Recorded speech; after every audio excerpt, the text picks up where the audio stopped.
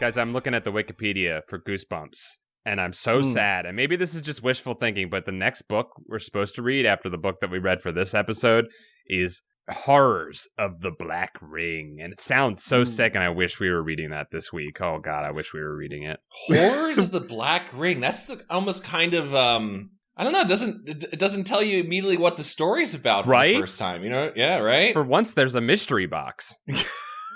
Paul loves mystery boxes. A universally good storytelling technique. If the audience is frustrated that they don't know what's going on, that's some good storytelling. Then you're doing a good job. I think the mystery... listen, I would want to say mystery box, let's hear it. It could work. It could be great. But like J.J. Abrams did a TED Talk one time and he said mystery box, and then a bunch of writers were like, well, that's my thing now. Mystery box. Do people even... I know, like, people always say, thank you for coming to my TED Talk as a way of ending a long string of tweets. But do people TED Talk anymore? Is that still an institution? Because I haven't, like, watched one since, 2013. I think there's, like, billions of them now. Well, yeah, they franchised it out or something, where there was, like, TEDx, and then there was, like, TEDK, and TEDQ, and just all these different letters. I've been training for a TEDK for a while, actually. I'll take a big stance. I don't think most of the TED Talks are very good. I think they're entertaining, which is the real purpose is to be kind of entertaining. Right. I think. And to maybe to learn us stuff. Everybody started doing a TED Talk, and then every city started having its own TED Talk thing, right? Like Philadelphia had something, I can't remember what it was called, but people will get up and talk on a stage about stuff, and it's cool if you want to do that. But I don't know. We probably got enough people talking on stages at this point. We got enough. It's like we have too much to watch. So give us some time to catch up, right? I like the idea of a gathering of ideas and like a symposium. If that's probably not even a term, of like, let's all get together and just hear interesting perspectives, and we'll leave this weekend smarter and richer, and our brains wrinkled with new ideas. And maybe that started that way. But then it's like, welcome to TED Cleveland. And right now we had a 2-hour time from a guy who wrote in, and he's got a whole piece about why the Transformers are good, actually. It's Chad. It's me here to talk about Transformers. I loved your phrasing of your brain wrinkled with good ideas. That was some poetry you just spit out there. Oh, thank you. I should probably do a TED Talk. You should TED Talk that. There was like some one point where it was like the lady who wrote like Eat, Pray, Love did a TED Talk. It was just like, where do I get my ideas from? I'm like, that's not a talk. That's not like a interesting thing to talk to share. Well, you're just operating under the misconception that TED Talks need to be helpful. Interesting. They should be more entertaining than anything? No, they should just kind of fill 20 minutes or something. I don't know. I like, a science TED Talk. Like I like when people talk science to me. I always think it's kind of cool, but I don't think you should take like advice from people who are successful. Why is that, Kevin? I say as a successful person. I would... God damn, Kevin, you shut down my entire brain with that. I was going to say that I live a life more from the people who are taking the time to do a masterclass or a lecture or a presentation on why they're smart. More often than not are the people I don't want to hear from. I say this before I do my TED Talk next year. I want to talk to the guy who's like, I'm too busy right now. Like, I got to deal with this, and this. I can't prepare a presentation. I got to save the world right now. And he's like, gets back on the computer. He's like, the freaking Reaper is nipping at my heels. I got to go. I got to make. I can't fly to fucking Arizona and talk to a bunch of olds for a weekend. I don't got time. Here's my TED Talk. Get off the damn internet and make something. Go. Here's my other thing is 2015. That was it. That was the deadline. That was the last year you could tell me anything. Kevin stopped learning in 2015. I stopped. I'll figure it out from 2015 on. I was just like, I'll do it. I'll just think about it and I'll figure it out. I got it. You've been processing since 2015. You know what? I know enough at this point. I'll listen to you. I'll listen to folks talking about science and things. But if somebody's talking about like creativity or productivity, I'm fine. I've got enough of it. That's it. Pledge your blades to Kevin. I feel like when we had with that level of with that kind of leadership and confidence, I'm Don't pledging. pledge your sympathy blades to me. No, all of my blades that I have to my name are being pledged to you now.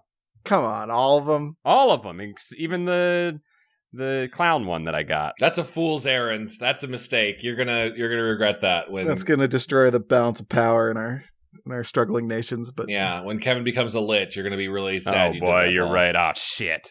Because I did it in perpetuity, which means even in death. Crap.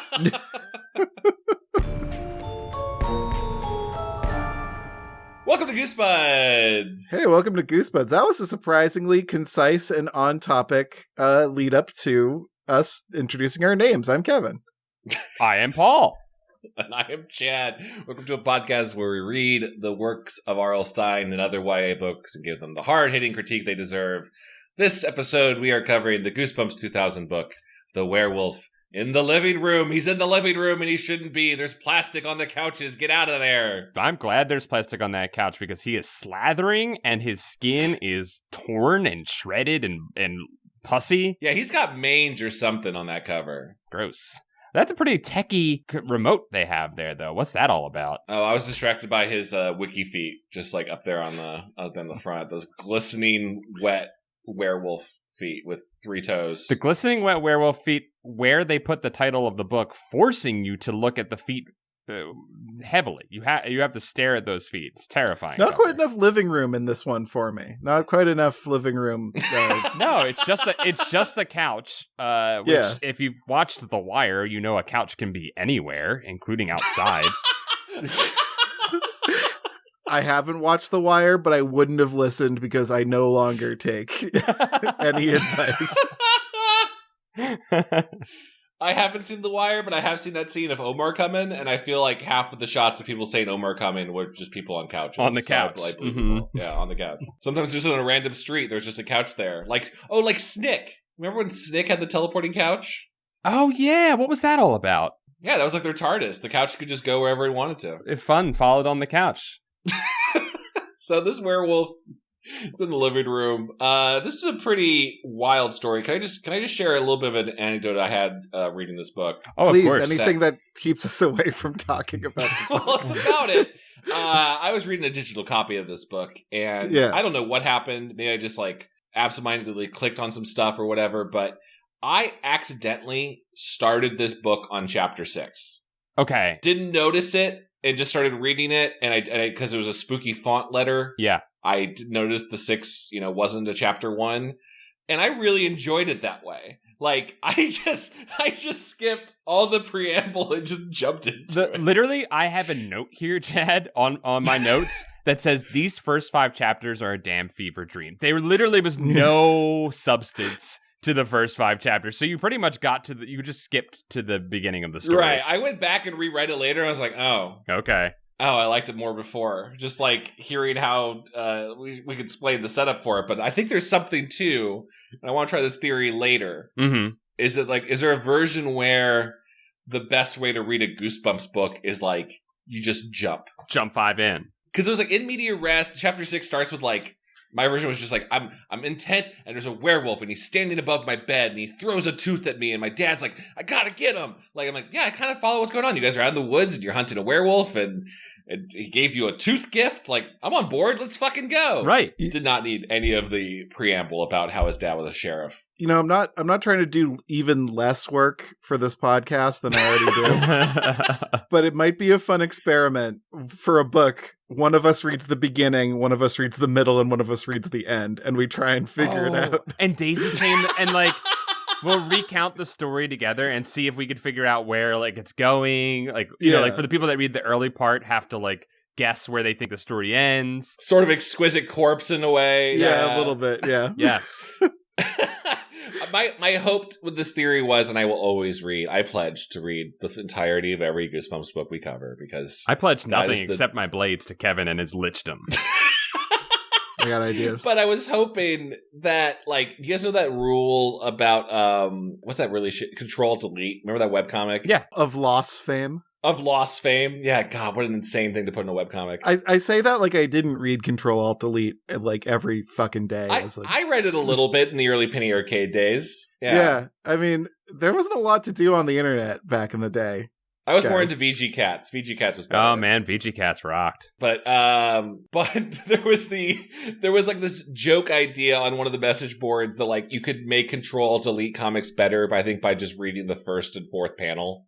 That it was like the second and third panel was just kind of explaining the joke. Sort of like a Garfield minus Garfield sort of thing. Yeah, but it was like the jokes actually seemed to work better without that like just kind of filler. So I'm just wondering if there's like a secret to Goosebumps in that same way. Maybe it's not always cutting at the beginning, but I think you could remove something from a Goosebumps book and improve it. I sometimes will naturally do that which I did during this book, when I'm reading, and then I go, okay, the next 5 lines will just be the character asking themselves the questions of what is about to happen that I know that the thing is going to happen in 5 sentences, so I will skip those 5 sentences of the question, a rapid fire that the character is going to do for me, and then I just do that, and that gets me through a couple pages pretty quickly and speeds up the book read. We love these books, don't we? They're great. Okay, look. This is our first book of the year, all right? It's a fresh canvas for us. I think there are some wonderful parts to this book.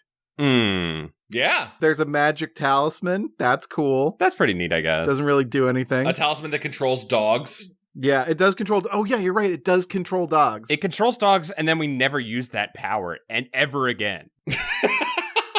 This book is the king of setting something up and then never using that bit of information again. We have an old woman in a shack. That was pretty cool. We've got product placement. What's the product placement in this one? There's like a McDonald's reference. Oh, that's right. The McWolfie or something like that. Yeah, the McWerewolf. The McWerewolf. God, yeah, that was that the part of that where we should lay this out a little bit, where his dad had like made a bunch of werewolf branded merchandise. Yes, we are going to get to that. And I'll say this about this book. This book could have been very fun and funny if it didn't take itself seriously. And here's what this book made me start to question. Does R.L. Stine find his books to be scary, or does he think his books are ridiculous and funny? I don't know what he thinks his books are.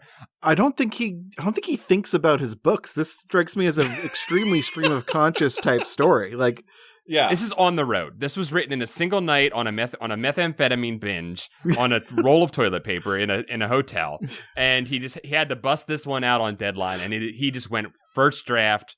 Stream of consciousness, for sure. We've talked about this on the podcast before, but I was trying to find a term for it, like trying to invent one of that stream of consciousness first draft where it's almost like retroactive narrative. There's something in the first couple chapters where it's like Aaron in chapter 4 remembers his dad gave him something because like it wasn't mentioned in the first couple chapters. I'm trying to remember what it was.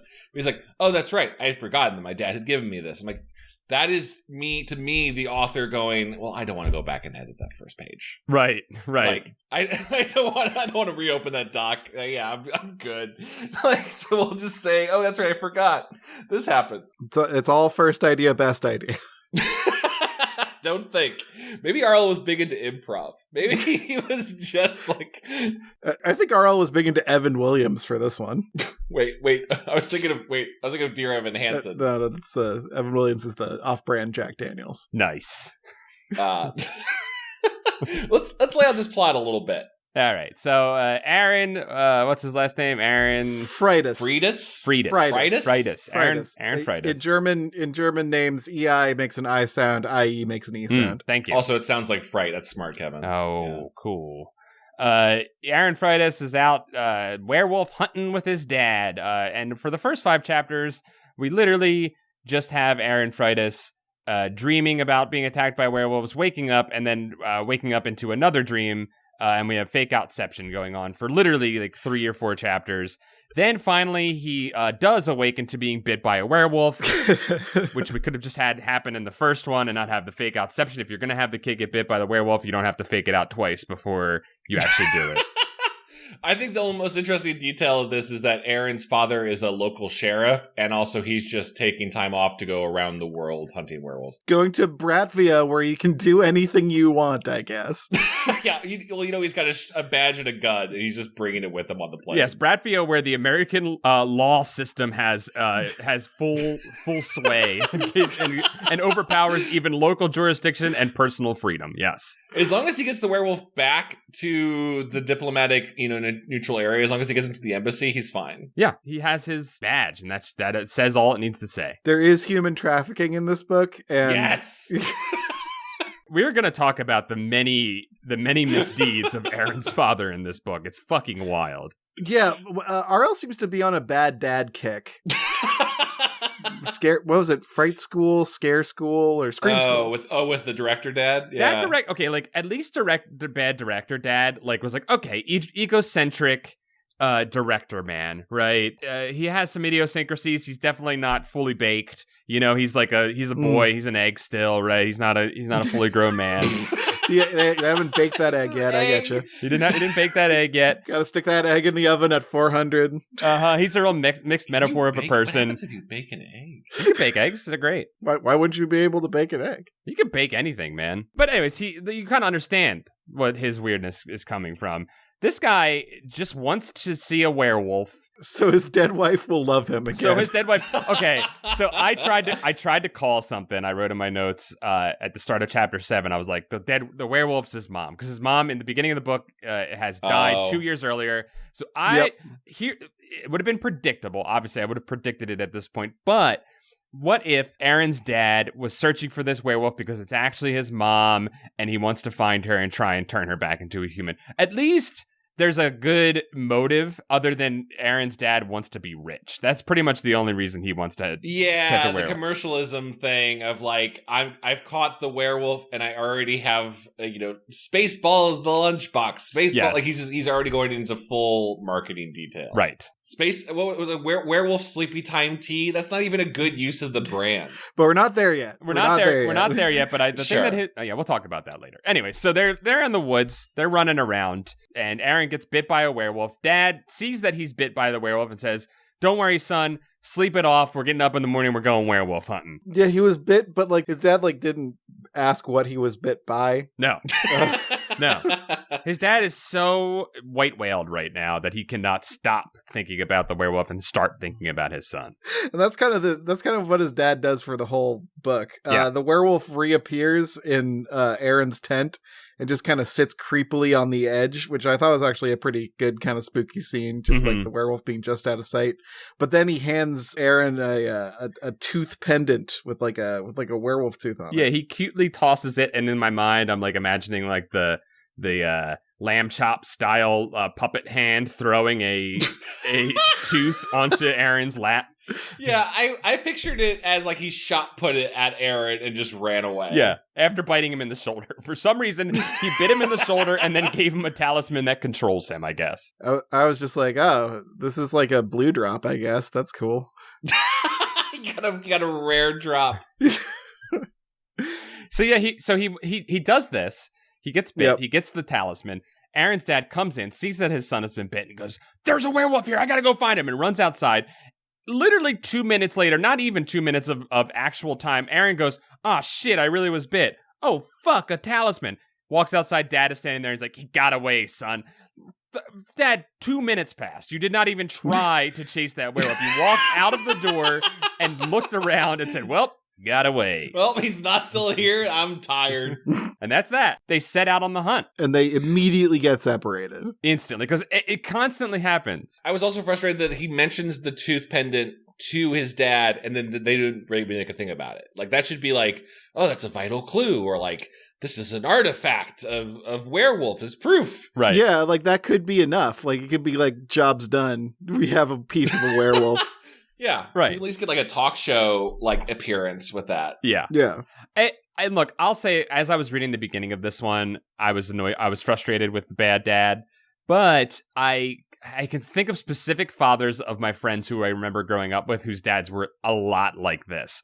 extremely self-centered and extremely focused on exactly what they wanted to do, to the point where they would walk away from their sons in a woods and leave them alone behind. I think I know people like that. So I was still buying in at this point to his dad. Oh yeah, I'm sure this guy exists. Yeah, he exists. Maybe not a werewolf enthusiast, but maybe probably more likely a Bigfoot hunter. Yeah, that makes way more sense. Yeah, so Aaron finds a shack. He finds a shack after he gets lost, and peers inside, and then is summoned in by the woman who lives there, who is described very witchily, down to a pointy nose and purple and orange clothing. She's cool, though. She's like, you want some tea? And he's like, yeah, I want some tea. And so they drink some tea, and she tells him about the stranger. The man who came to town who, like, just fucking killed a lot of shit. Do you guys know about Terrare? No, what's Terrare? Is that a card game? No. What? I don't know. That's a good fucking guess, Chad. Thank you. Terrare was a French soldier and sideshow act. Okay. Who had this weird medical condition where he was constantly hungry. Cool. And he would just eat, whatever, like garbage, like real garbage. Yeah, well, like he was just always hungry. He made like fast food. No, he would they had to keep him away from the morgue because he'd eat corpses. Wow, like he was just always desperately hungry. And like they tried to use him as a spy because like they knew he'd eat anything, so they made him eat like a message, and they'd send him out, and he was not a very good spy because he could be bribed by anything. We'll give you corpses too. Well, fuck, I'll tell you everything. This guy's insatiable appetite will definitely not come back to bite us. But the French tried to study him to see what was wrong with him. They couldn't figure it out, and then a baby went missing, and then so did Terrare. Oh no! That story sounds vaguely familiar. I mean, was you saying this kind of reminded you of this story of the stranger? This like werewolf stories, I think, have that element of you can't control your own hunger, right? Sure, you can't control your instincts. You're not you when you're hungry. Right. I liked this detail of the stranger. Like, a man came to town. It's very, very like Resident Evil Village. Just like, I guess there's people who live around here, but you don't really see them. A stranger arrived. He was like all hairy, and you couldn't see his eyes. But he was a big bearded man, and we should have stopped him from being a man. But he went into the woods, and we regret it now. We should have stopped him from being a man. She was like, we should have stopped him. Like, why? What would have been wrong with that? But now, because there's werewolves attacks, and you got to watch out. It's probably him. Yeah, probably. And then he like leans over when she's like, "Let me tell your fortune on your hand." He's like, "Hell yeah, dude. What's my lifeline say?" And she's like, "Oh no, you got a tooth pendant. I gotta flip out on you now. Sorry, dude. It's the sign of the werewolf. Go on, get." So she chases him out with a broom. Aaron says nothing that entire sequence. She just keeps screaming, and he just runs. He doesn't want to be rude. It's her house. I'm gonna be extreme nitpick here. He's in Bratvia, the foreign country Bratvia, and he keeps encountering people who speak fucking English to him. Yep. And have English names like Ben Grantley, who we will meet shortly. I'm willing to grant that, and pun intended, Ben Grantley is an American. He is the wanderer, the stranger, right? So I'm going to grant that one, but still. Sure. This old woman could have been a scholar of linguistics or something. Okay, fine. Maybe they get like Fox TV there on, you know what I mean? So they all they watch that 70s show. They pick up the language. Okay, and they have a real good time. Okay, fine, fair. Then Aaron's attacked by dogs. The dog attack commences. Aaron tries to hide in a tree, is bitten out of the tree by a dog. And then we have the shortest Goosebumps chapter I've ever seen. There was a couple that were like 2 pages long at this point. Yeah, right? This one was like 2 pages long, but the second page was like a quarter of a page. This one was rapid. This one had such a strange structure to it. There were many rapid fire chapters, like you're saying, and there was a part 2. for some reason. It's divided into two books, like Brian Jakes fucking wrote this or some shit. What is that about? I was like, why isn't this just a chapter break? You've done this kind of passage of time before without a total. Maybe it was going to be a sequel like Body Squeezers at one point, and then they're like, yeah. I think he was just trying to fill pages. Honestly, I think he was like, I can score like at least 2 pages by putting a book break in the middle of this thing. I'm kind of leaning towards Chad's idea because I think that, again, I think this was an on-the-road, drug-fueled rip of a writing session by RL, and I think he had so much manuscript that they were like, listen, we're going to cut this thing down. We're not editing. We're not going to make you rewrite anything because you're never going to be able to remember where your mind was at when you wrote this thing. But we're going to cut it down and we're going to break it into 2 parts. And maybe it was 2 books, and then they were like, this fucking thing makes no sense. We just need to get this thing out and forget about it. Like, he doesn't even get to the living room until the 2nd book. No. I know. I kept waiting for it. By the way, Paul, that drug-fueled haze that RL was in was like Benadryl. Uh-huh. Yeah, he had some bad allergies, and he was... Yeah. So, human trafficking happens. Yeah, so after he fights... So the dogs attack, and he... In the midst of the attack, he remembers his amulet that he has and how it had a... I love how you say it, amulet. You don't like saying amulet? Made me hungry. It's an amulet. You say it fancy. Is that a Philly thing where you got amulets there all the time? I say everything else wrong except for amulet. That's correct. No, you just say it like it's like calling it the master sword. Like that's like what I'm doing, and you're like, no, it's the master sword. The master sword. I'm like, yeah, it's the master sword.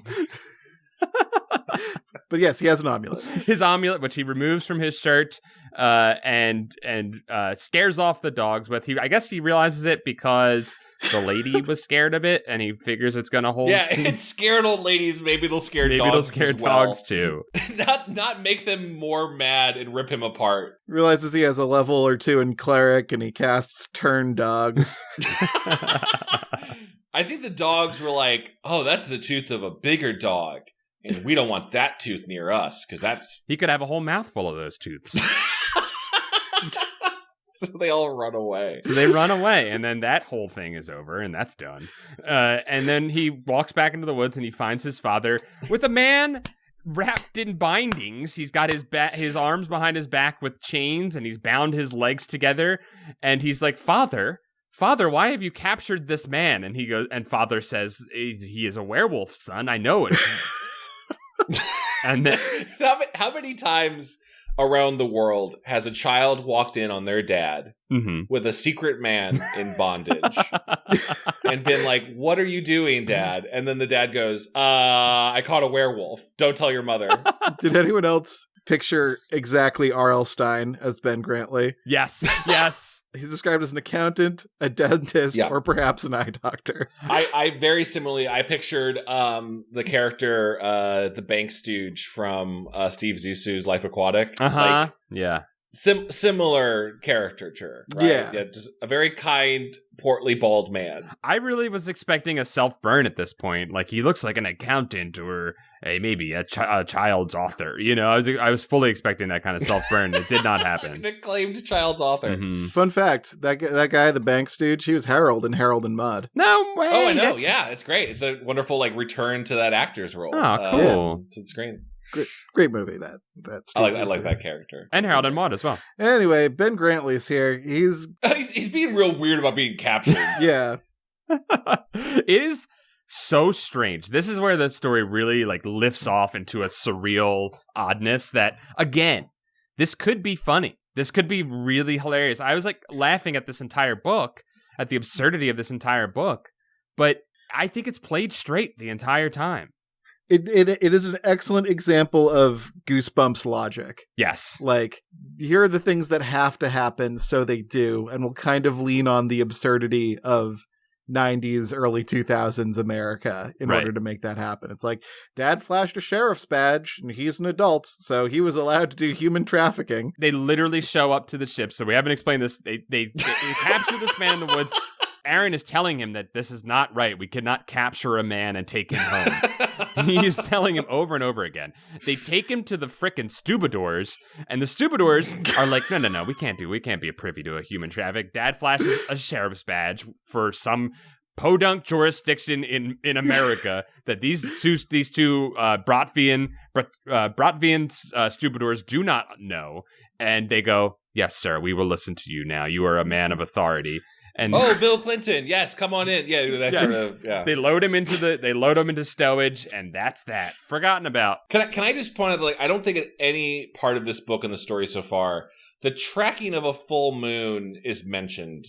I don't recall. Like the terms of, this is definitely the werewolf we saw last night, and now Aaron's dad says I followed the prince back to the cabin.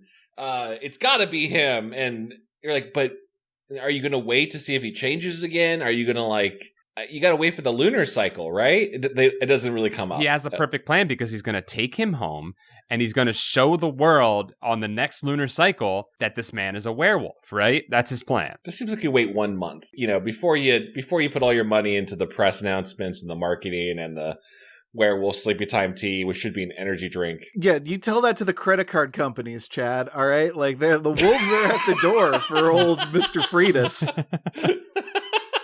He's got to pay off the debts, yeah. He has to take this human trafficked person out into international waters so that he can't get in trouble for having him, too. You think he likes going to Bratvia and human trafficking? No. Well, that's right. You don't want to go back. Imagine how embarrassing it would be if you bring him back to America and you're like, we got the wrong guy. Now we got to go back to Bratvia.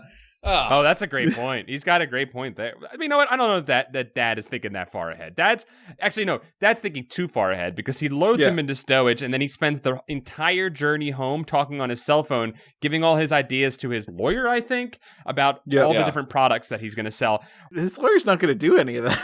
He's the lawyer. You don't want the lawyer to do that. Lawyers are expensive. Yeah, he doesn't, anyone can file a frickin' patent, Mr. Freidus. You could be doing that from he tells him to set up a website. Yeah. I'm not paying lawyer money for someone to set up a WordPress. You just go on GeoCities and you say, I got a werewolf, come and see it, $10, and you wait for them to roll in. Yeah, the lawyer's not lowering his rate for his Dreamweaver hours that he's going to be running, he's charging you full fee for this. What is RL making his lawyer do? Is my question after this whole exchange. Did RL's lawyer set up this webpage for him? Here, I gotta read off a couple of the please. Products that Father wants to patent. Which, by the way, I had to make a note of. I don't know if Father knows this or not, but Father, you are allowed to just make werewolf branded products without owning a werewolf. You do not have to own a werewolf to do it. It's about owning a piece of the moment, Paul. Okay, you're right. That's damn. Sure. Damn. I don't see the business. I just don't see the business plan. I'm thinking about him on Shark Tank, and he's standing there in front of all the sharks, and he's got poor Mr. Ben Grantley tied up in chains right next to him. He's like, "Welcome, sharks. I have this investment."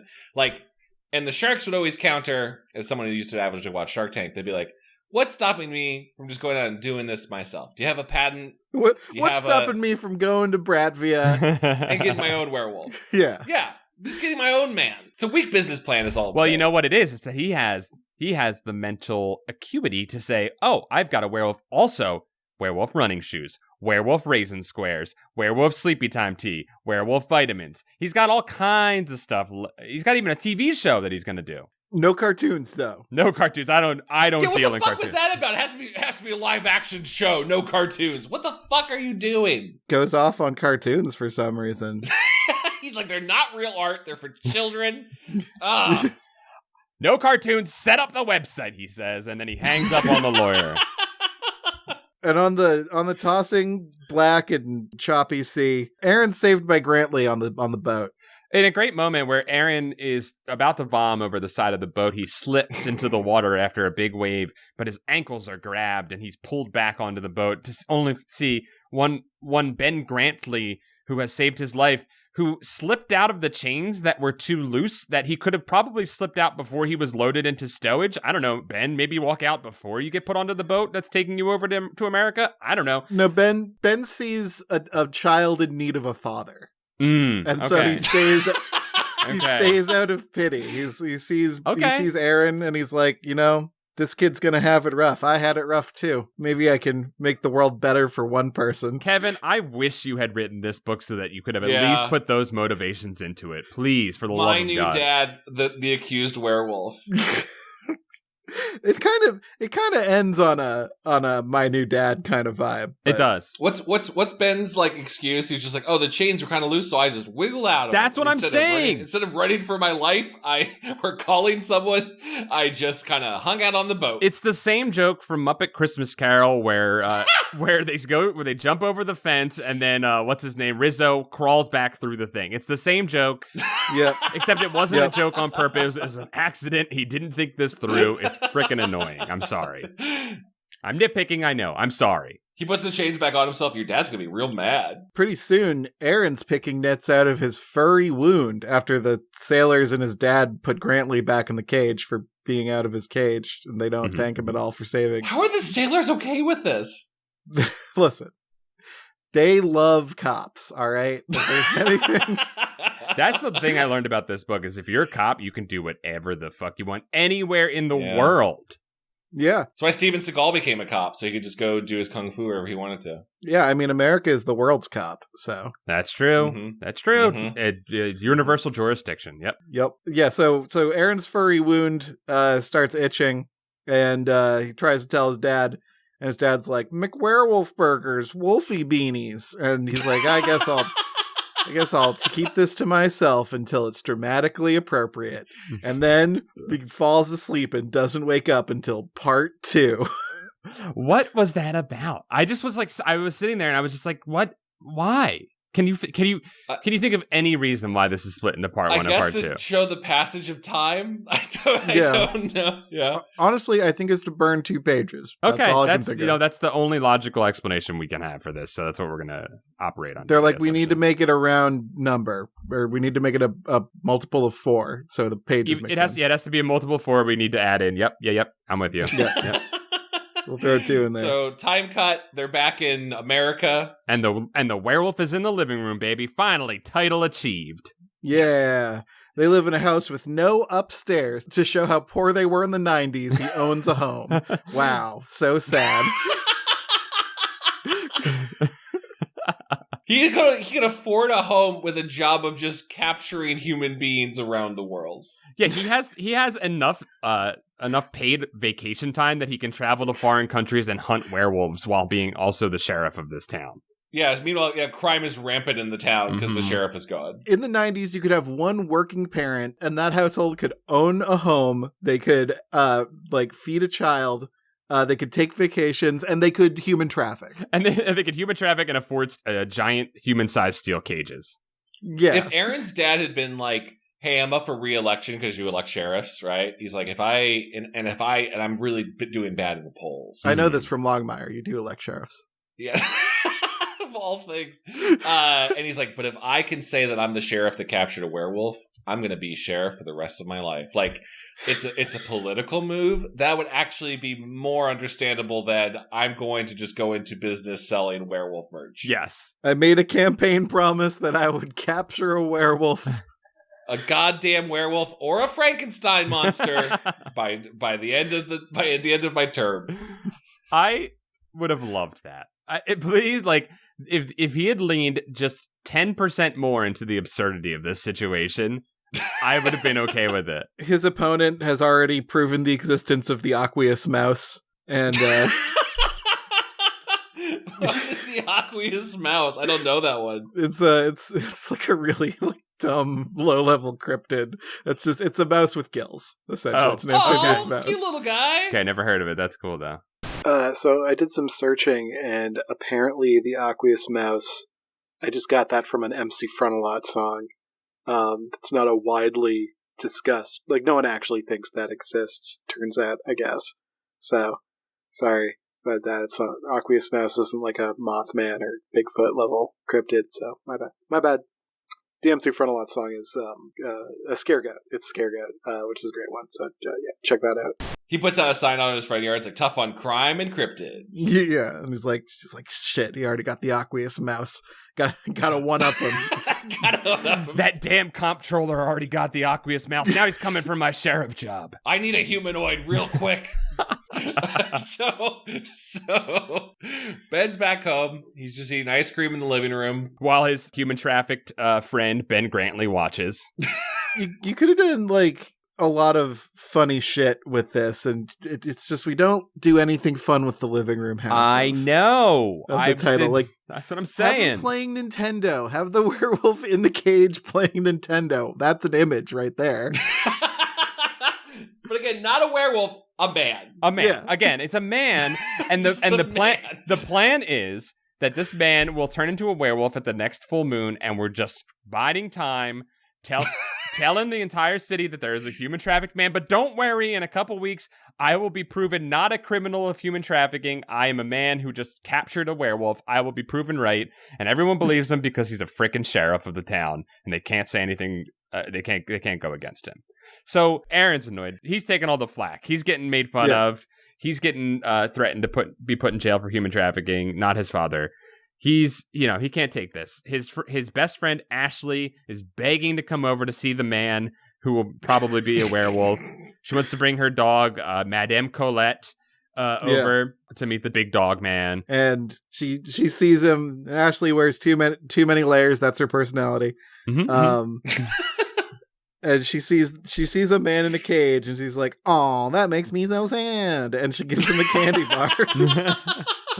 They feed this man, Ben Grantley, on candy bars. That's all he gets to eat. Where does he poop? Where does he poop? Where does he know poop? He just shits in the corner of that cage.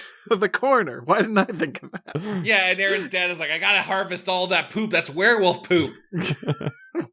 Werewolf fertilizer. I'm selling it. It's gonna make haunted plants. Just trying to beat Ninja Gaiden. The next day, Ben's like, let me out of here. And for some reason, Aaron's like, yeah. Aaron, up until this point, has been fine. Okay, in my opinion, he has been fine. But at this moment, Aaron becomes the dumbest motherfucker in the entire world. Aaron listens to him say, "Let me out," says, "Yeah," the day that he's supposed to turn into the werewolf. Aaron, if you waited 12 hours, you would have been proven out that this man was not a werewolf, and then you could have let him go. You've waited 28 days at least. You might as well have waited another Oh day. my God, I hate it so much. Ben's been captured for weeks now, so, like, what's another day? Patience. Have a little patience. It is sweet of Aaron to be like, you know what, this is the right thing to do, even though I'm doing it way late and at a very suspicious time. Sure. But he's like, this is the right thing to do. Right. And you know what? It is. Yeah. This is America. You can't you can't put a werewolf man in a cage in the living room in America. Mm-hmm. An accused werewolf man. Innocent until proven werewolf. And then he goes to sleep feeling good, and then he has a dream, I guess. He thinks it's a dream. There's a weird, like, unreliable narrator kind of thing happens where he tells us exactly what happens and how he turns into a werewolf. But then in the next chapter, he doesn't remember telling us that. Yeah, this is a great moment of just logical inconsistencies in the book, because he does black out when his werewolf powers kick in this time, but then he does not black out the next time he turns into a werewolf, because, like you said, Kevin, the story requires so, right? He's a growing boy, and you know what? he wakes up and then he turns on the TV and the news is like, 2 girls were murdered by a werewolf. Yeah, two women were maimed. Another person was also maimed, but they decided to report that one differently for some reason. This is, I think, my new favorite line in recent memory for a Goosebumps book. So he's Aaron's like in true, like, morning after hangover fashion, he's remembering all the shit he did last night as it's coming in waves. And I think he sees Ashley on the TV, or Ashley calls him or something like that, and she says, "The werewolf ate Madame Colette." And he goes, "I ate my best friend's dog." It's a pretty good line. I love the line, "I ate my best friend." I think that should be the title of the book. Yes. I ate my best friend's dog. Yeah. I gotta say, Ashley is really holding it together for her dog just the night before being eaten by a werewolf. She's doing a really good job with her mental state. RL does not understand the emotional bond between a human and anything. No, and any sort of pet. He could not write a character that was upset about someone dying or losing. And not to be nitpicky, but RL should have followed the cartoon world series of hierarchies where dog eats cat, cat eats mouse. He's right. It should have been Colette should have been Ashley's cat, and the werewolf ate the cat. It's a minor. And it would have fit in his theme of cat slander that he loves to put in his books, too. That would have made me sad if it was a cat. The dog didn't make you sad? Nah. Not as much as cat. It's not a cat, dude. So Aaron is upset because he realizes now that he is a werewolf. And he doesn't want to murder. He does not want to do murder. He's already eaten his best friend's dog.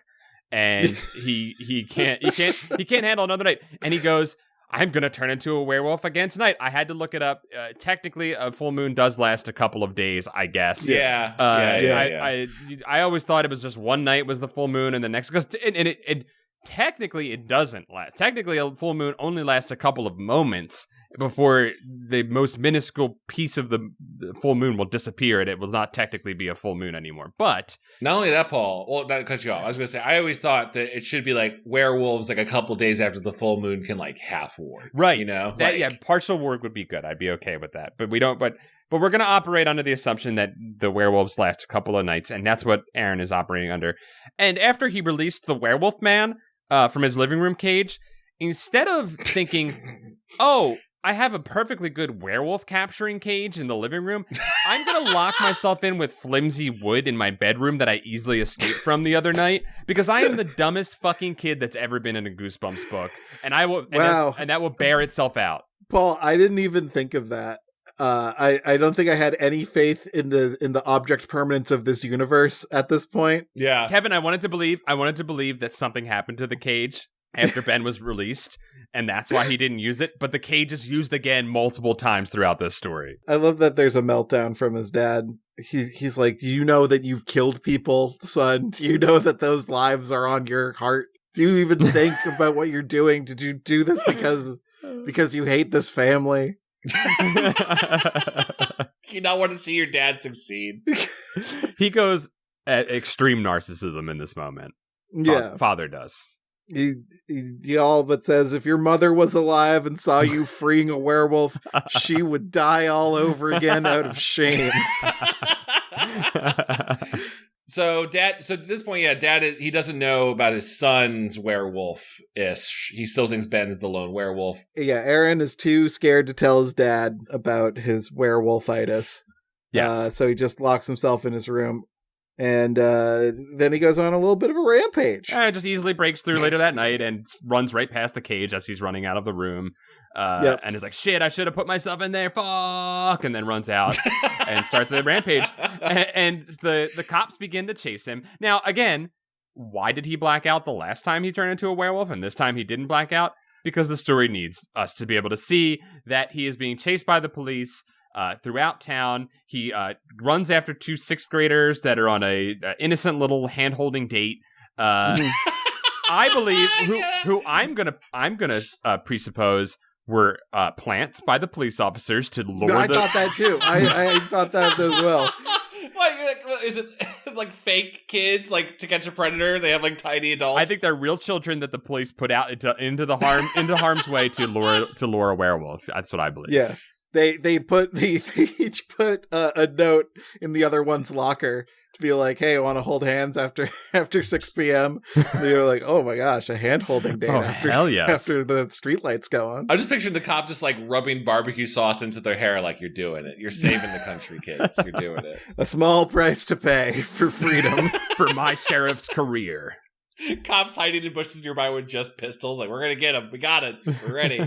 Paul, it is kind of weird that with all the dream ballets that they didn't try and like sell the first night of werewolfness as a dream. Exactly, it just disappeared again. I love what you said. It's because the plot needed it. It's like there's literally again. If this had just been absurd, if he had leaned into the absurdity of it, because it's such a ridiculous concept, and so many of his stories are, but like.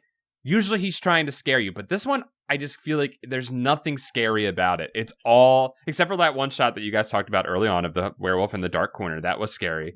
Yeah, werewolf on the edge of your bed, your new sleep paralysis demon. That's pretty good. That's a good horror. Other than that, nothing scary. Should have been funny. And this whole sequence is hilarious. He runs away from the police who chase him through town. They try to club him, which is a terrifying image. One of the police officers, an American officer of the law, red-blooded, true patriot, form tackles him, grabs him around the waist. Like, what? Suplex that werewolf, dude. You're doing it. He fucking wrestles a werewolf. Why? Why? And then he goes up on the roof and they chase him with a helicopter and they're shooting his guns at him and he runs into a garage and he's like, ah, shit, I'm gonna die because I'm a werewolf. Please change back. And he's like shaking in the garage, and then his dad walks in and he says, stop. He's my son. That's my son. I knew it was you because you had that tooth pendant. Yeah, because he had the silly tooth around his neck. I thought it would be because he was like wearing like ripped SpongeBob like pajamas or something like that. Look, I'll give him credit here. He brings the pendant back for one useful thing, right? He does. Smart, yeah. He does use it for a useful thing.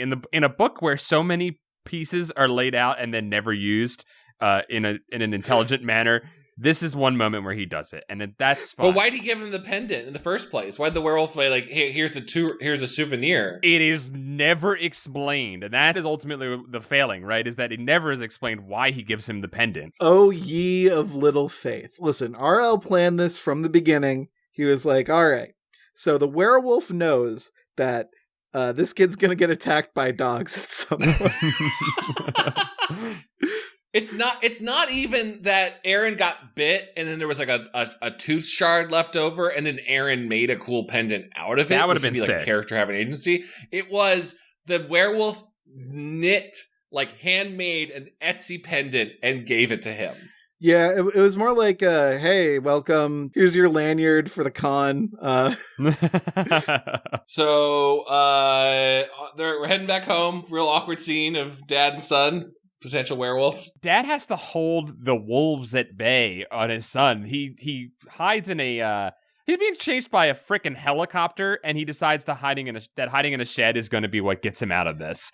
Yeah, and he's like, I'm taking my son home, and the cops are like, kill him, murder him. They're bloodthirsty. Yeah, they're like we got to kill that thing, and he's like, listen, not only are you not going to kill this thing. There's a real horror here. I'm the sheriff of this town. Which I know you want to do. I'm the sheriff of this town, and all of you are going to keep my son's secret for the rest of your lives. Yes. And the angry mob of police violence is like, you know what? He's right. We are going to do this. They said, you know what? He has enough dirt on all of us that he will destroy us. So we're not. That's what it is. It's a fully corrupt cop system, and Sheriff Dad pulls all the strings. Yeah, it's dirt all the way down. I think that scene where they're pointing guns at him, Chad, is the scariest scene in this book. There are multiple guns trained upon Aaron's wolf body, and the finger is on the trigger. It is described multiple times that the sound of a trigger finger on a trigger is being heard by Aaron. There is no trigger discipline whatsoever right now. No. Anything could happen. Like we figure out somehow that another werewolf attacked somewhere else while Aaron has a alibi. Yes. Yeah, the news like 2 more women got killed. And Aaron is absolved from eating his best friend's dog at this point. Allegedly. His dad takes him home and he's like, yeah, so we're going to go out. I'm giving everybody automatic rifles.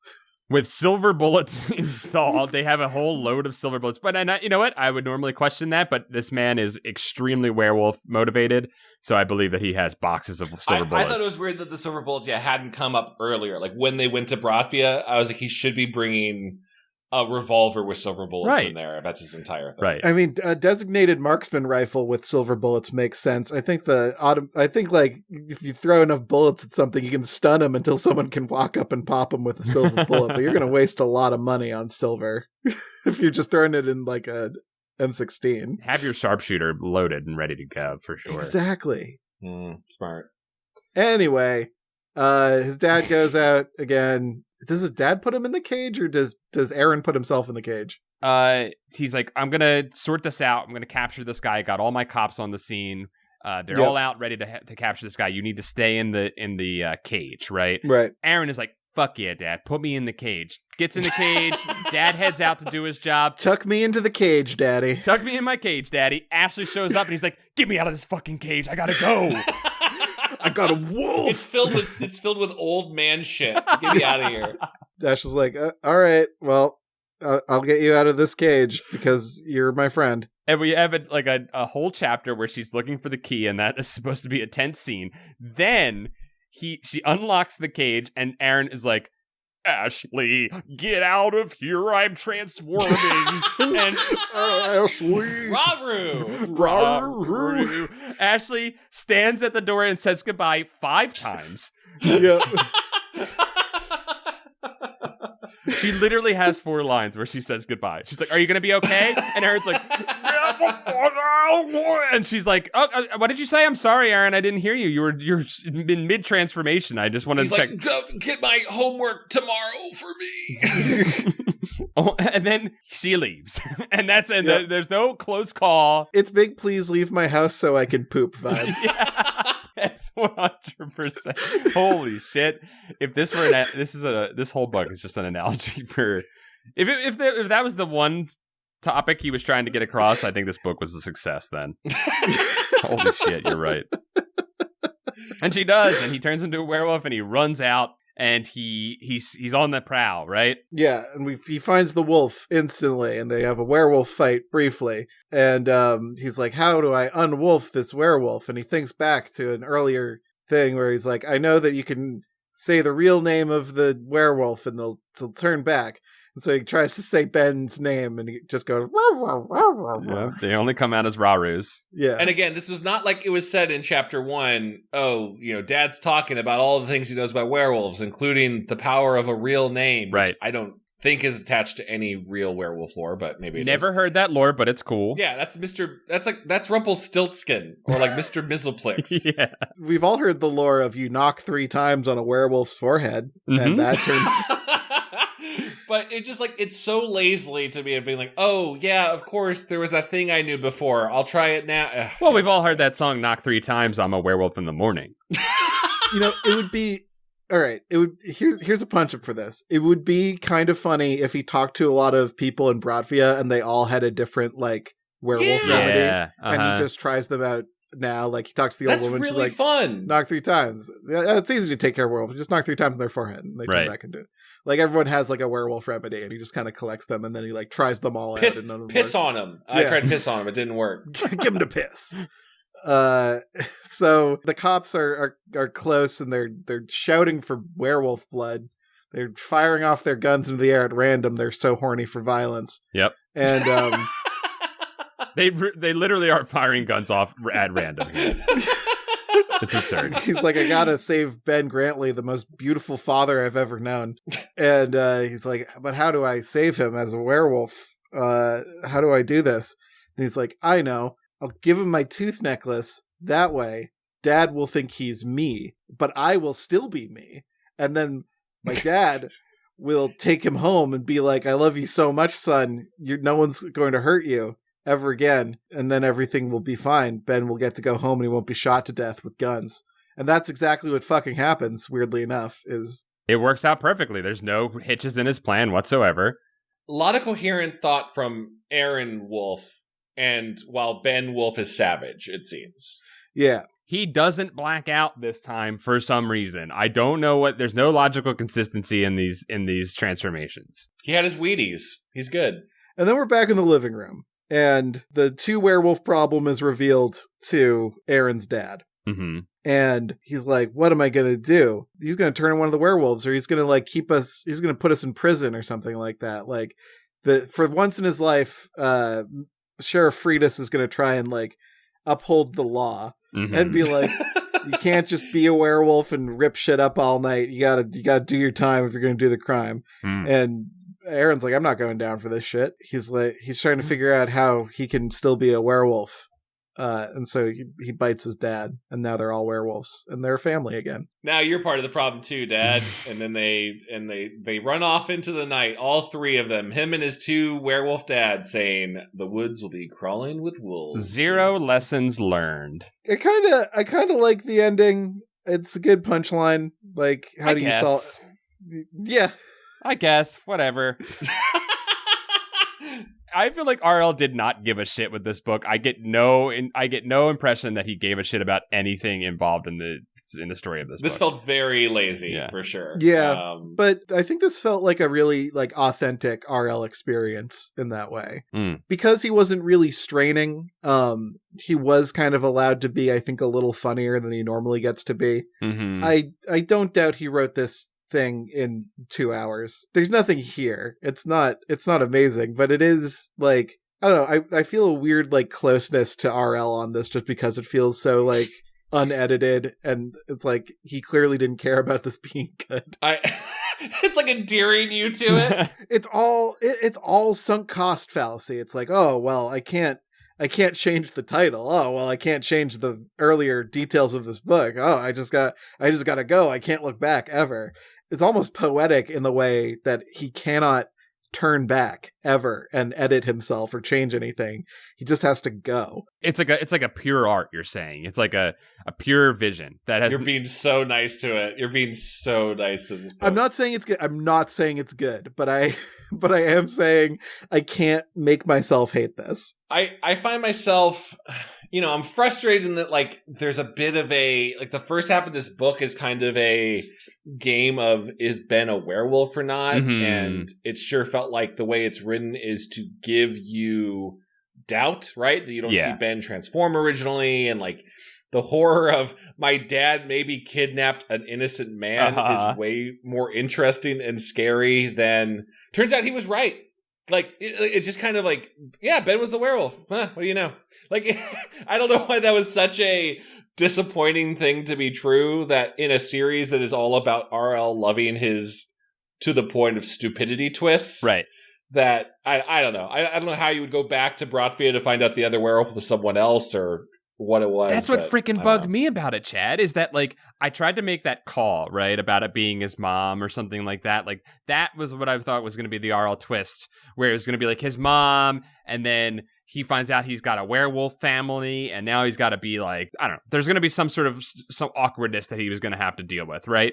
But we don't even get that. It just is a straightforward story where everything you're seeing is exactly as it is, and there's no twists, no turns, and the ending isn't even trying to teach us a lesson of any sort. It's just being like, I don't know, if you fuck up, I guess just fuck everyone else up around you and just run with it. Just go with it. I think the version y'all were pitching in the middle part of this book of, like, actually owning the werewolf in the living room could have been so much more interesting. Like, go with me here. Since Ben was the werewolf anyway, and it didn't matter that he wasn't, he was just an innocent man, even though he doesn't match the description of what the old lady in the house said anyway. There's like a stranger that's referenced who's never shows up again. Unless that's supposed to be Ben, and Ben just, like, lost his hair. I don't know. I think if I had to write a story called The Werewolf in the Living Room, I would keep the imagery with, like, the caged werewolf in the living room who's just, like, a guy, right? Mm-hmm. Yeah. And I think I could keep, like, most of these characters, as strange as it seems. I think, like, the Freidus family could stay, but I'd make the main character, like, what's her name? Ashley. I make the main character Ashley, and I would really play up the weirdness of going over a friend's house, and there's a caged man in the living room, and they're just, like, trying to watch a movie or something, and he's, like, weeping the whole time. Yeah, I love that. That's so good. I'm uncomfortable hanging out at your place because you have that guy in a cage. Well, he's a werewolf, Oh, or they try to tell off, like, he's infectious. He's got a rare disease. It's like a bubble boy. Don't worry about it. You're fine. Have some popcorn. Your dad has all these, like, far right ideas, and there's a caged man in his living room. Well, he's not American. The guy in the case, he's not American. He's from a foreign country. We human trafficked him here because we suspect he may be a werewolf, and we're trying to get rich off of that. And he's not a real human. He doesn't have full rights, so Yeah, it's totally he doesn't okay. have a birth certificate, so he's not real. What's going on in this story is crazy, but I think we're too close to Aaron for it to have any effect. If we had a more outside perspective on this, it could be truly horrifying to just see a family to whom all of this is normal. Mm-hmm. I love that, Kevin. Just to pitch and all, if you had to make it about Aaron being the protagonist, Okay. you start this in part 1 of this book, the only Goosebumps book we know of that has a part 1 and part 2 Mhm. Yep. in the same book. Like, you have Aaron and his dad know that Ben is the werewolf. Like, they follow him back home. They see him de-warg. Like, you even connected to werewolf skin. I know there was kind of a mention of it where, like, Yep. I wanted the Goosebumps, side note, I wanted the Goosebumps lore to stay consistent. We're like, yeah, like in werewolf skin, it's a suit you put on, or I don't know. That's probably nuts. Ignore that note. But instead, they're like, we captured him and we're taking him back to America. Aaron knows it's a werewolf, but like, now you have this sort of situation of now Aaron's dad is going off to like contact the press, and he's got to do his sheriff job, and he's doing all these sort of things. And Aaron is finding himself endeared to Ben as they live in the living room together, right? Like, keep an eye on him. He's our captive. Mm-hmm. And Ben's just like, I don't know, being a second dad to him. And he's kind of saying things like, I didn't want to be a werewolf. And like, do you know what they'll do to me? And like, I don't know, it's almost like Splice or something of like, I am being turned into an ally of this monster for danger. Just lean into it as opposed to, I don't know. Aaron just going out and ripping shit up should be fun, but it was frustrating. It was not fun. Again, I think you can keep this story almost exactly as is if you just ramp up the absurdity of it a little bit and try to make it be a funny story as opposed to trying to make it be a scary story. Yeah, but I don't know. We've had a lot of Goosebumps 2000 in the later sectors of Goosebumps 2000. We've had a lot of them that really break away from horror, and yet we've never seen RL truly embrace comedy. No. Or maybe we have. the most of the comedy was the really lazy jokes of the werewolf merchandise, which needed another pass, honestly. For the puns. There's no such thing as passes in this. It's all This is the pass. Yeah. And like the reason the lists exist is because you can do a full fucking carriage return after every item. I love really that good it all point. comes down to page real estate, Kevin. Yeah. Shit. Isn't that like old pulp writers though? Like, you know, the famous authors of the early the early 1900s were like, they get paid by word, right? But So RL they're isn't like, paid by the word, he's paid by the book. And I know. and the more books he can pump out, the better. Yeah. that fills daddy's coffers. The book fair is coming up again. They need another Goosebumps. Okay. All right. What if they captured a man? What if I human trafficked? RL, this is maybe your like 7th or 8th book about human trafficking. Is there something you want to tell us, RL? Don't go in my basement. Huh? Like that book title, Don't Go in my basement. You old scamp.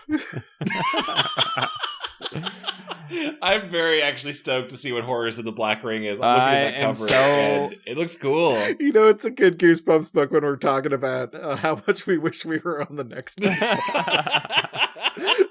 We could finish Goosebumps 2000 this year. That's wild. I think it's very possible. We are at book 17 and there are 25 total, with 26 and 27 never being fully released. Yep. So yeah, I think we'll keep going through there. We'll also, I know we want to like do some visiting some other books, do some Fear Streets.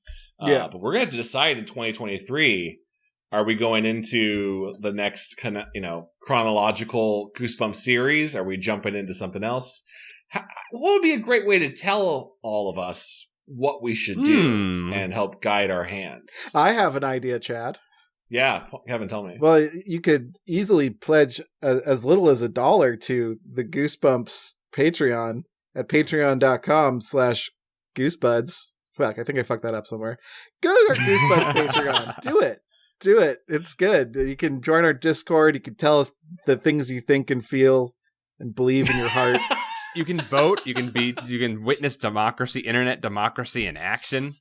Yeah, you can tell us about Michigan Chillers. I think we found out about Michigan Chillers from our I think we did. Patreon community. Yeah, tell us about the weird shit you think we should read, and we'll look at it. We'll at least Google it. Michigan Chillers was fun. We should read another one of those. I actually would love to. I would love to do that. But yeah, he can give us money, and that mostly it just kind of helps us eat food and live with a roof over our heads. But you also get some stuff like democracy, and that's all right. That's all right. You get friendship. Friendship, community. Ben was really lucky he got brought to our American country with democracy and freedoms that he didn't have and brought via and put in a cage. Initially, Ben was just jealous of our freedom, but then we gave some to him, and now he's really happy. now he's having a great time. Speaking of werewolf merchandise, you could buy some Goosebuddies merchandise over at goosebuds.store. What a hell of a segue, Kevin. Yeah, we got new stuff added in the last couple of months. Some of y'all took advantage of our winter holiday sale. Thank you very much. And if you're wearing any of that, send us a cool pic. Like, post it on social media. We want to see it. Yeah. Show the shirt. Shirt it up. I think that's an episode of Goosebuds, y'all. I think we butted, yeah. Yeah, I think that's about it. All right, I'm looking forward to 2023 with you guys, and we're gonna see how fucking weird it gets. Yeah, let's get some horrors of the Black Ring into our bodies. Put that ring on it. All right, until next time, guys. Bye-bye. Bye. Bye.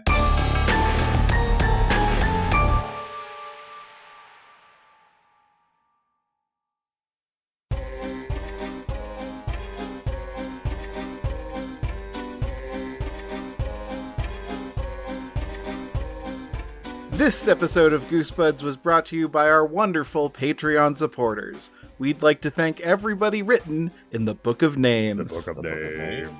Starting with Stefan Jive Turkey Kuwabara. Hollis Hornbeak, pledge your blade to me. Low belly hate me, pledge your blade if you want to.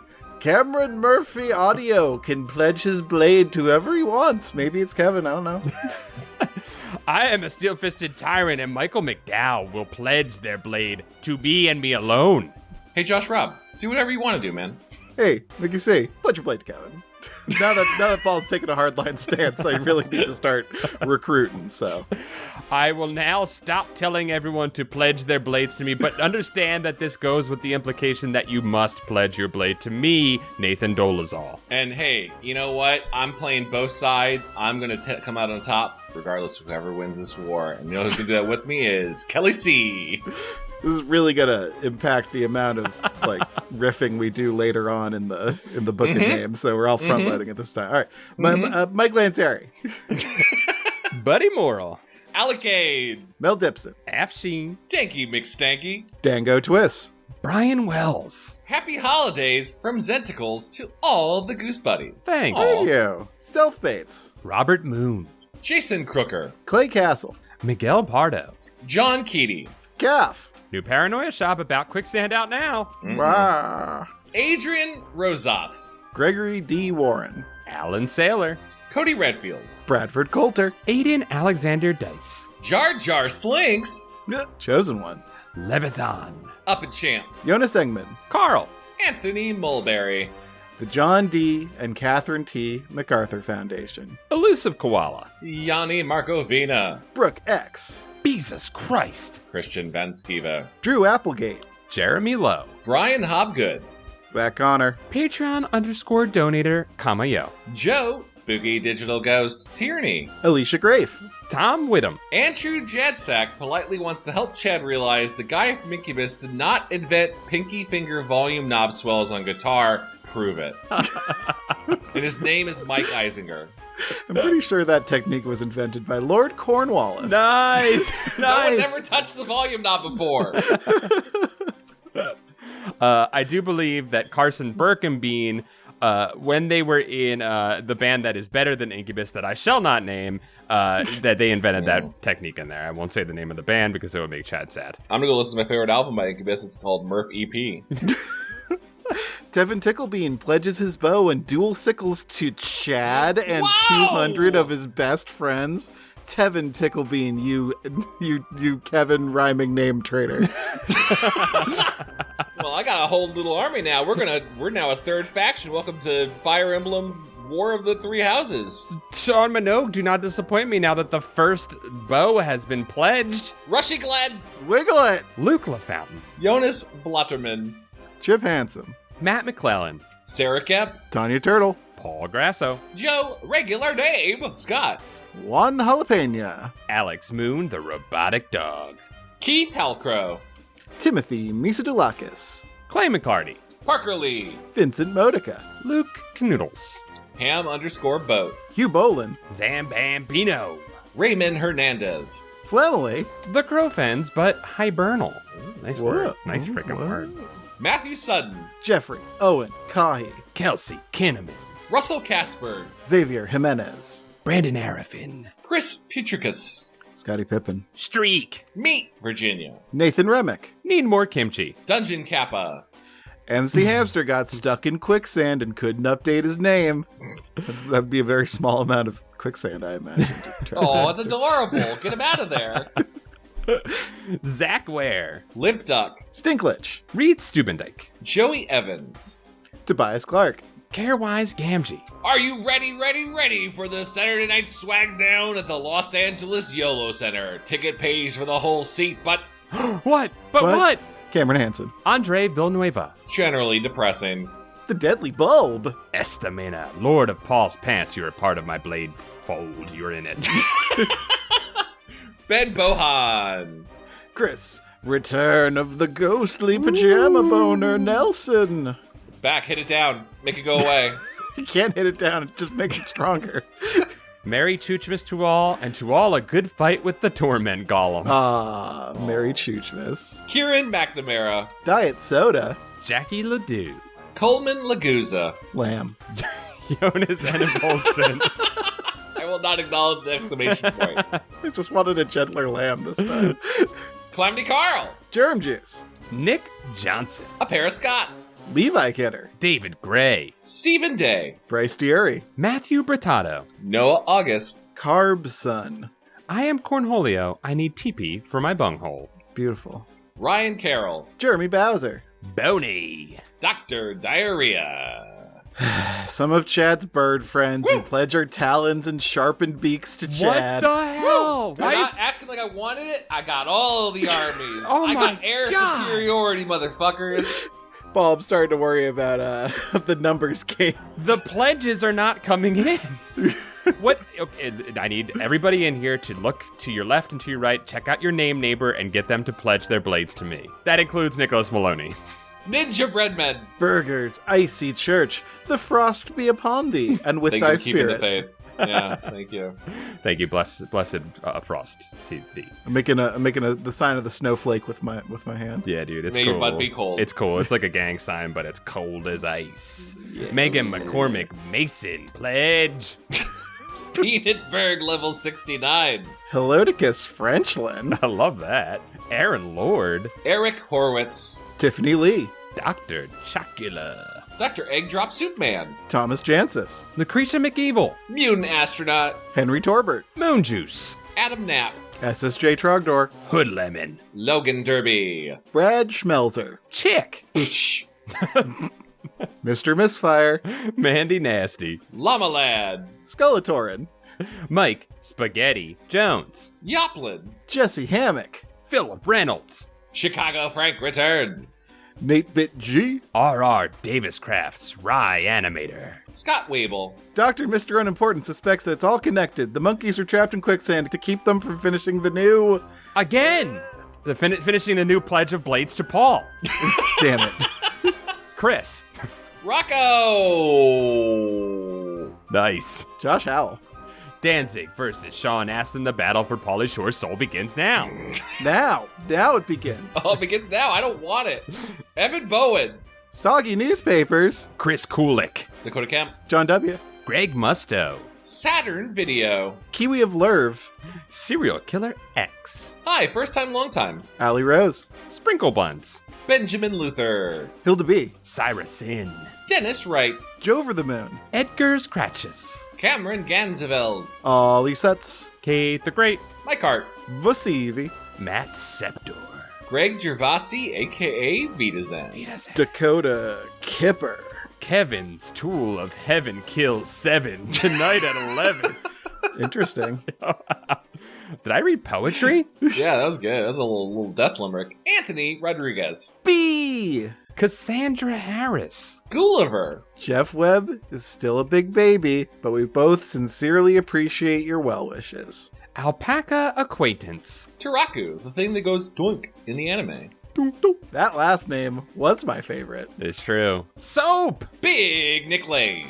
Kira and Brian are big fans. Spencer. Why? My Goblin, my Crater, and me. And me.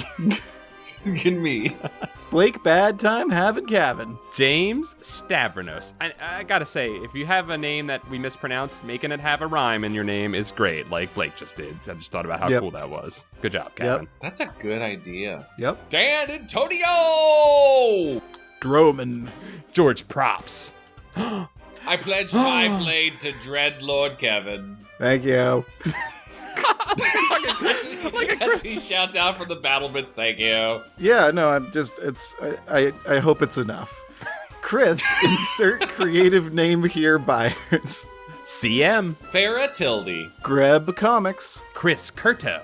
Cole Gleason. Yes. Stinko the Clown pledges his blade to Paul. Yes. I got a clown. Damn it. Your morale is going to be great in your army. Tan your hide. Matthew Pipes. Jesse Boggs. Michael Malloy. Which night run? Who knows? Kyle O'Neill. Robert Holden. Goon Cahoots. Brandon Nichols. Angelo Edward Longton Santone. Smelodies. And now, welcome to the Book of Names. New name neighbor, Adam Brunel. Who will they pledge for?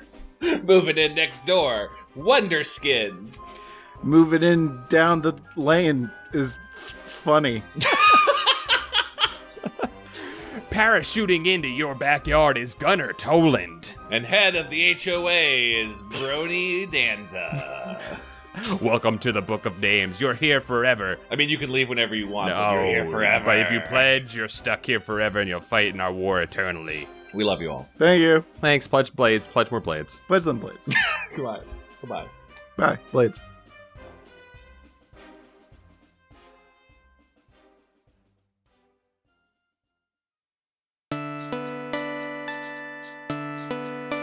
Flypaper. The work of the people. Owned by the people. Supported by the people. Visit flypaper.fm.